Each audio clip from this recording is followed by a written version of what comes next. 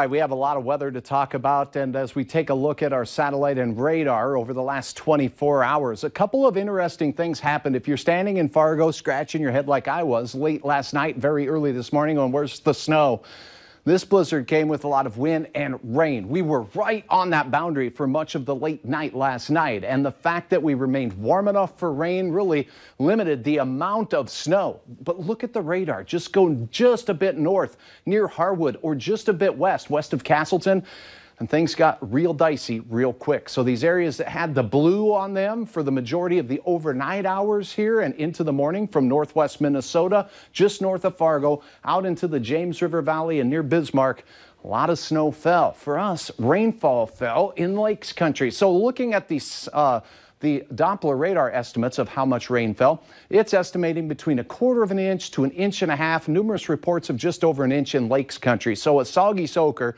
creating very muddy conditions. And that was a wind-driven rain because the wind's picking up there. Fargo also picking up a little over 1/2 of an inch of rain thus far, but talk about snow, there was some. So you had that wet, slushy stuff in the FM area and ponding and pooling. Around 1 inch of snow. Jamestown, how about 10 inches there? 6.9 in Ellendale. And some of these reports were from earlier in the day. Take a look behind me, though, as we go to Grand Forks. A new report for you, 7 inches of snow. Larimore, 10. And once we get down near Edgeley, we have over 1 foot of snow reported. Wishick, 16 inches of snow with drifts several feet tall. So certainly to the west is where things were worst. To the north, things were worse in both Grand Forks and Fargo. Everyone had wind with the exception of those who had the help of a lot of trees to block the winds.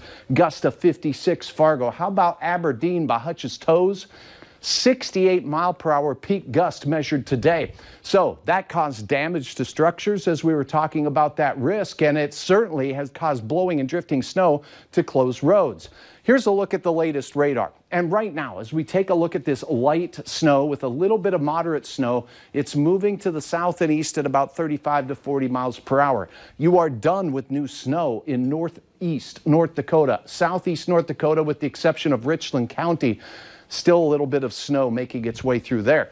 The trek of this is going to bring a little bit of snow. I'm thinking upwards of 1 inch or so as we go through the evening hours. Fosston, and then continuing to move through Clearwater County and Lakes Country. You might get some of your first flakes from this system in the upcoming couple of hours. So that's a look at that. Road conditions are just pathetic.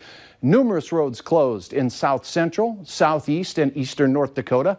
Much of northwest Minnesota and westernmost Minnesota in the Red River Valley has roads closed as well.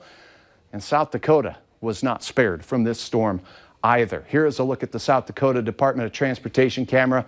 I-29 down there near Victor, South Dakota. All right, temperatures still holding at freezing or just below. It's pretty uniform across the region. Wind speeds still over 50 miles per hour here through the Southern Valley. Notice it's starting to taper off out to the west just a little bit as we are going to see that trend continue tonight. Winds will decrease from west to east. Latest from Hector, cloudy skies and a few flakes from time to time, 32 degrees, winds gusting from the north-northwest to 56 miles per hour.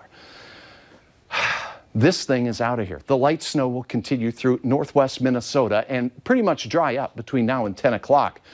The blizzard warning continues, though. Temperatures slipping into the 20s. Overnight, finally, the wind arrows turn blue, meaning 10 to 25-mile-per-hour winds by daybreak.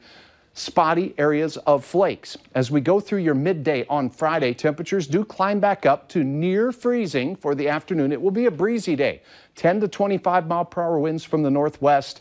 Tomorrow night, quieter with the windiest of conditions moving well off to the east. So blizzard warning continues until 7 thanks to wind. Then after that, we're in a winter weather advisory. And you heard from Rose, roads are going to be pitiful for the remainder of the night, and hopefully by morning we'll have some open roads. This is Brampton, and they had to rescue cattle digging through feet of drifts so that they could get to shelter and food.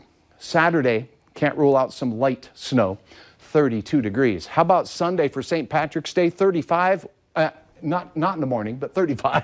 Then temperatures 30 to 42 degrees through next week as we enjoy the beginning of spring on Wednesday. Yeah, thank goodness. Thanks, Hutch. You're welcome.